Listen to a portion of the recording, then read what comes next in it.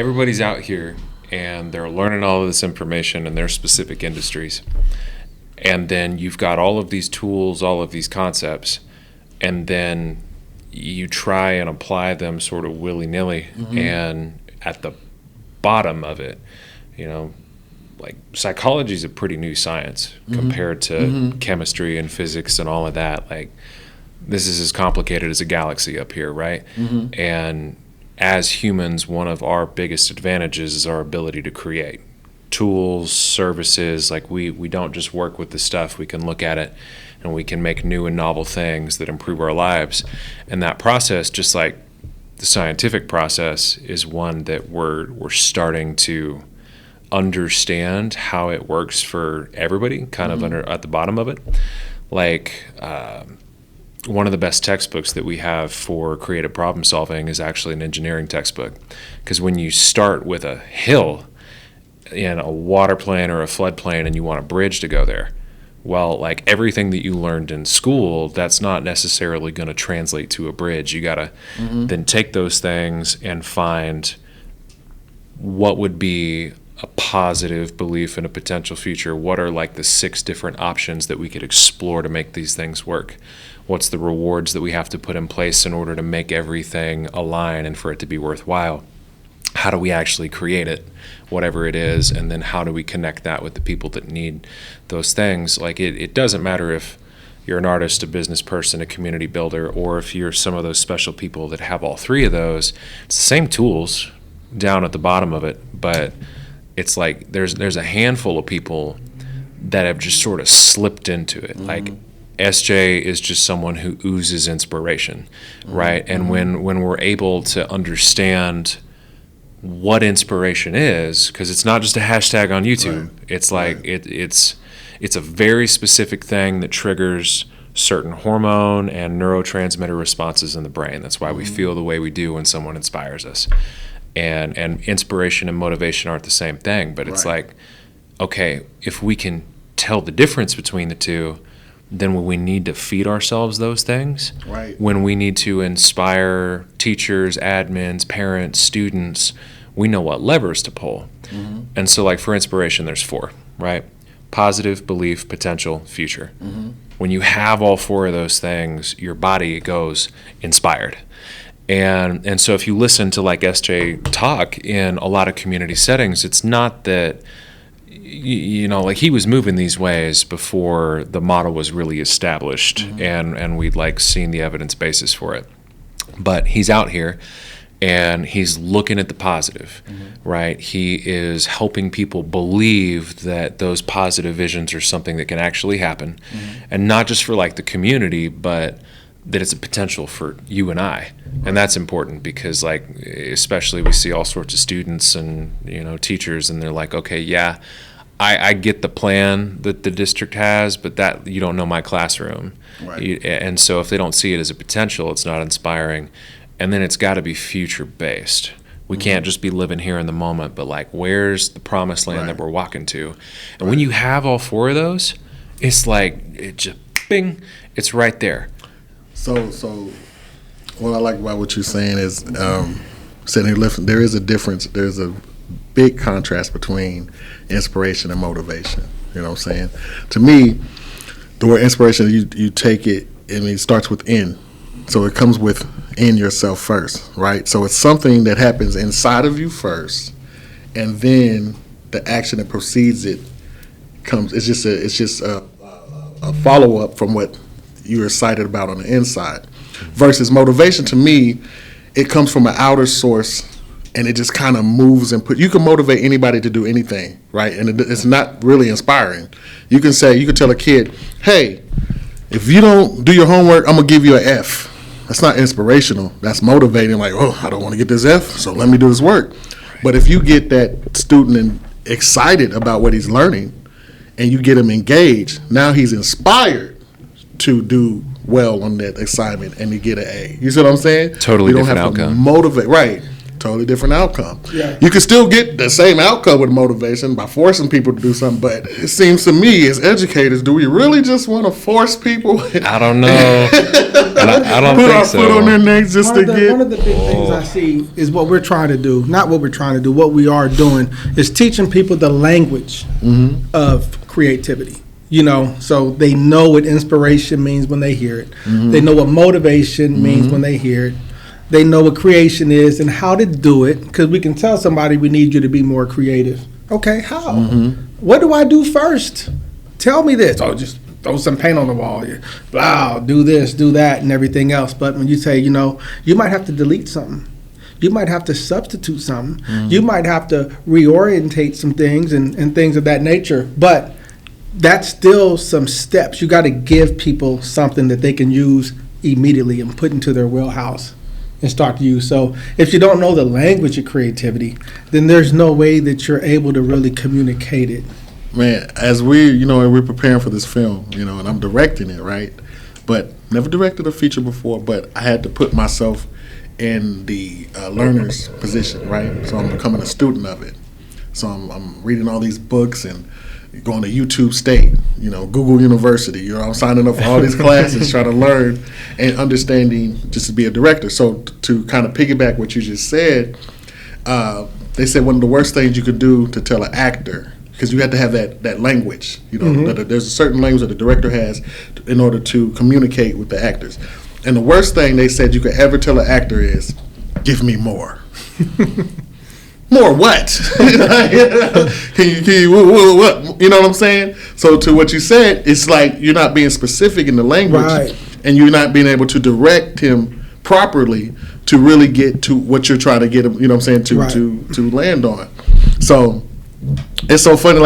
As I'm hearing you guys talk, I'm hearing confirmation of other things that I've experiencing or have experienced that's just lining up with, what I'm saying, the parallelism is. That's why I know I could definitely get this. I know it. It's so funny. I'm curious what you think about this. So, like you said, the worst thing that a director can tell an actor is give me more. You're not giving me enough.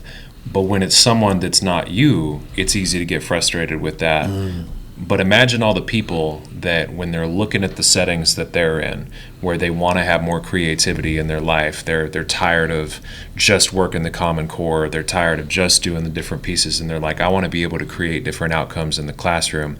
I want to give more space for our students to be able to create. And what they're telling themselves is, give me more. But it's like, more what? We have this concept of creativity as like this abstract thing, and for like millennia it's been, when you feel it, then you'll know it. And it turns out actually stumbling into the feelings isn't a really good way to predictably create, to incorporate the give me more that people are asking of themselves, and asking of administrators, and asking of the students, but you don't have the language for it. And a lot of people don't. We see that there are creatives that are playing at the highest levels, and they recognize patterns and they kind of slip into it. But a lot of people look to them and they're like, well, creativity's got to be for the artists, the geniuses, the stars, because look at what they're doing, and I want more of that, but I'm screaming at myself because I don't know how. All I got is me. And the funny thing is that people that are playing at the highest levels, they're using the same basic building blocks to create their empire, to create their side hustle, to create their community. And I think what we've been so excited about in the classrooms that we've been working with, the students, the admins, has been when you see a student have the language for it, right? It's 4 words, and it's 4 sentences, and all of a sudden you start to see how those building blocks work, and not just in one setting, but in arts, in business, in community, how you can add that foundation and then you can remix it depending on the setting that you need or what you need, right? Like, how do you self-administer art therapy so that you can heal from some stuff that you're going through? It's like a light bulb comes on, and I know that's kind of the funny symbol for ideas and creativity, but there's something about it. I think the scientific model was so useful because it made it so that not just the academics in the ivory tower could use it, but now all of a sudden, like us lay folk, could start to really run experiments and see how we can do better in life. And I think in much the same way, creativity has kind of seemed other for people, and we all want more of it. And now what we're hoping is that, 30, 40 years isn't a long time in the grand scheme of things, but positive psychology and creative psychology are starting to make a lot of that wiring that certain creative people seem to demonstrate really well. Yourself, SJ, people on our team, people in our community, everybody's got their favorites. And that's good for them. But what about the students? What about the teachers? What about the people that are begging themselves for more, that want a taste of it? I think it's our hope that hopefully some of these things that we're seeing in schools and that we have available for people can give them the chance to live it. And it's funny, off of that, thinking back, they do try to tell us, here's the thing, they go, and it's circling, full circle what we're talking about. They do try to throw out, you have to get creative, right? But this is what it is. They're telling us as we're delivering our lessons to the kids, pretty much the same lessons, every department has to, go through what they're going to do for that week, right? PLC is what we call it. And then they tell us, now this is the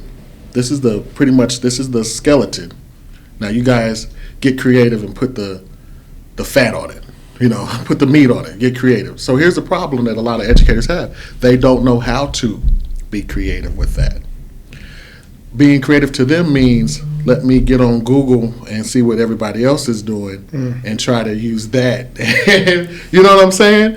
And I see that a lot, and it's so funny as I'm sitting here talking more, it's like the veil is being lifted up off my eyes. I'm like, wait a minute, what is going on here?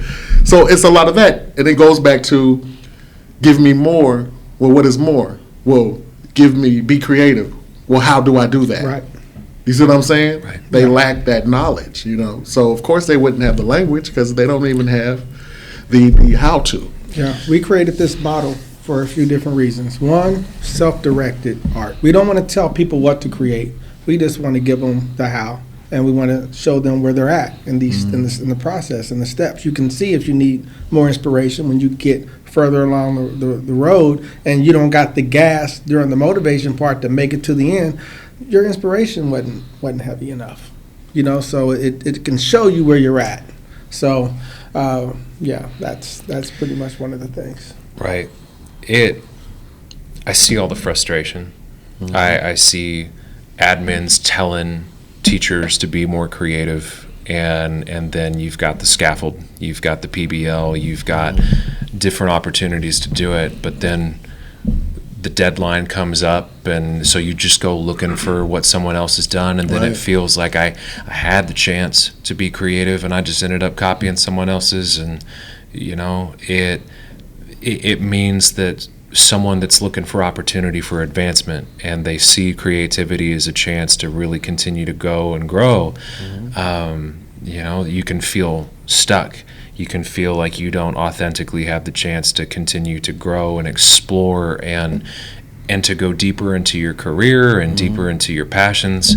And then how do you affect students down the line, where you're hoping that, because we see creative problem solving being huge as like a job skill, and we want to prepare students for the job market, we see the biggest thing that a lot of students want to be nowadays is like YouTube creator, content creator, and how do we support them with the things that we have to allow for their creativity to flourish.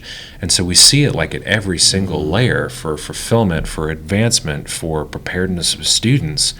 There's all of this message that seems to be pointing to head in this direction, and there's very little in the way of helping people do exactly that. And the wild thing is that you take anybody and you look at the sum total of their experience, you see what they're doing in their families, you see different situations that they've been in their life, some tough, some beautiful.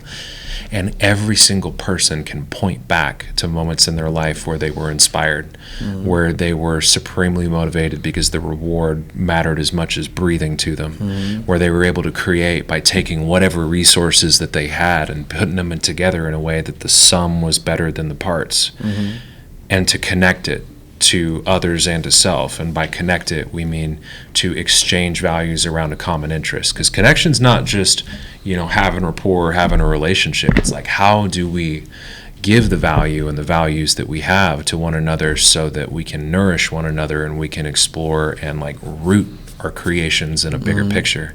A build. Yeah. Actually coming together. Like, right, even what we're doing right now is a build. You know what I'm saying? Like minds coming together, sharing new ideas, triggering things and feelings inside me that's like, oh, yes, that's important, and then bringing them and setting them down and adding that piece to the puzzle.